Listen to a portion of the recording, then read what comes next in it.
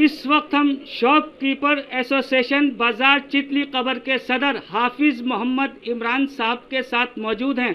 देखिए, जिस तरह से कोरोना वायरस की वजह से लोगों को जो परेशानी हो रही है और लॉकडाउन लगा, पूरी तरह से लॉकडाउन है, लेकिन लोगों को ये उम्मीद थी कि इस बार कुछ राहत मिलेगी, लेकिन सरकार की तरफ से सिर्फ कंस्ट्रक्शन और जो फैक्ट्रीज हैं उनके लिए है, बाकी आगे देखेंगे। ऐसे में हम ये बताएंगे कि इनका गुजारा या इनके दुकानदारों का किस तरह से चल रहा है। अस्सलाम वालेकुम, मैं Hafiz Mohammad Imran, president shopkeepers association Bazar Chitli cover आपसे मुखातिब हूँ। जैसा कि सभी को पता है कि ये इस वक्त एक मरतबा फिर दूसरी कोरोना की लहर आई थी। 40 दिन हो गए हैं।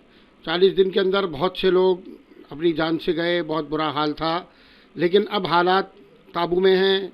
रफ्ता रफ्ता जो है अब पोजीशन ये आ गई है कि पॉजिटिविटी रेट कल तक हमारे यहाँ 1.5% रह गया था। 1.5% रहने के बाद पिछले हफ्ते हमारे वो चीफ मिनिस्टर साहब ने ऐलान किया था कि 1 तारीख से हम अनलॉक की प्रक्रिया शुरू करेंगे, लेकिन हमें उम्मीद थी कि अच्छे दिन आएंगे। लेकिन अचानक परसों जुमे को चीफ मिनिस्टर साहब आए और उन्होंने टीवी के ऊपर यह ऐलान किया कि सिर्फ 2 ही यूनिट खुलेंगे, एक कंस्ट्रक्शन का और एक ये मैन्युफैक्चरिंग का। तो मैं ये पूछना चाहता हूँ चीफ मिनिस्टर साहब से, क्या जो लेबर आपने रुकाई थी बिहार जाने वाली या इधर उधर की जो बाहर की थी कि मैं यहाँ पर मौजूद हूँ, आप रुक जाएं, तो क्या वही लेबर है? यहाँ पर हमारे यहाँ जो बाज़ार बंद हैं, दिल्ली में 60 लाख के करीब जो है आबादी वो बिज़नेस से जुड़ी हुई है, क्या उन लोगों के पेट नहीं हैं? आपने सिर्फ 2 ही लोगों को जो है वो राहत दी, जबकि वो भी काम नहीं चल सकते जब तक रिटेल का काम शुरू नहीं होगा। उनको भी सारी चीज़ें नहीं मिलेंगी जब तक। इस सिलसिले में आपने किसी से मुलाकात की? जी, मैंने असल में हमने एक एप्लीकेशन एलजी साहब को और चीफ मिनिस्टर साहब को सबको लगाई है।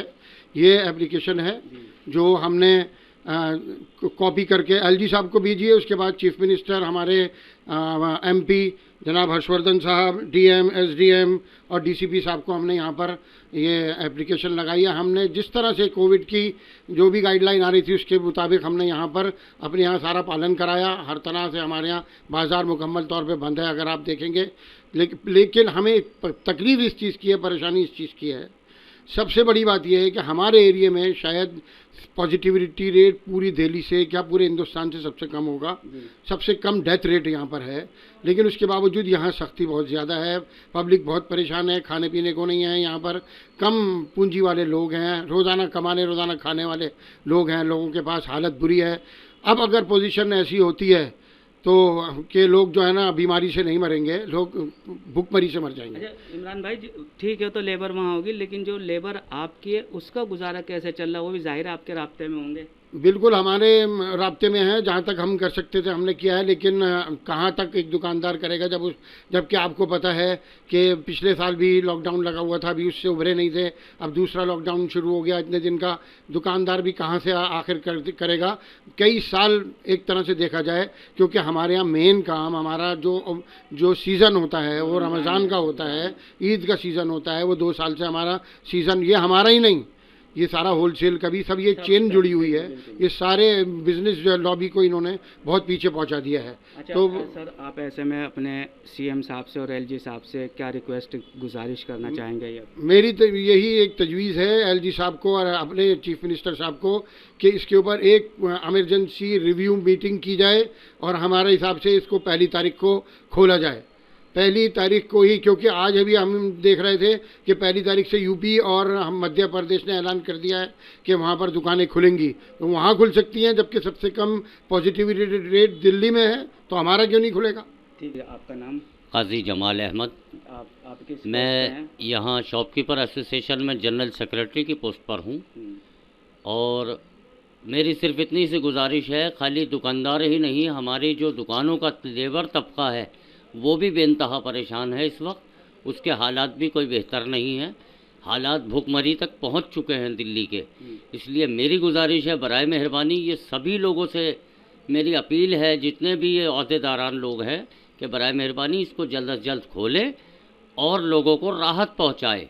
जिस तरीके का उनकी जिम्मेदारी बनती है, अगर वो इस जिम्मेदारी को समझते हैं तो बहुत अच्छी बात है, उनको समझना चाहिए। तो बराए मेहरबानी हमारी जो गुजारिश है चीफ मिनिस्टर साहब से, एलजी साहब से या इन लोगों से, उसको बराए मेहरबानी आप हमारी उम्मीदों को ना तोड़ें और आप अपनी तरीके से और हमें हमारे तरीके से काम में दखल अंदाजी ना हो।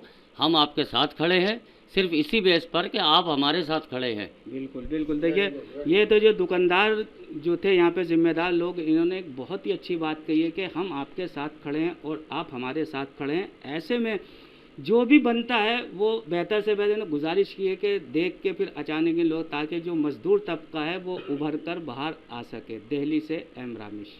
सियासी तकदीर यूट्यूब चैनल को सब्सक्राइब करें और बेल आइकन पर क्लिक करें ताकि आपको सबसे पहले खबरें मिलती रहें। सियासी तकदीर यूट्यूब चैनल को सब्सक्राइब करें और बेल आइकन पर क्लिक करें ताकि आपको सबसे पहले खबरें मिलती रहें।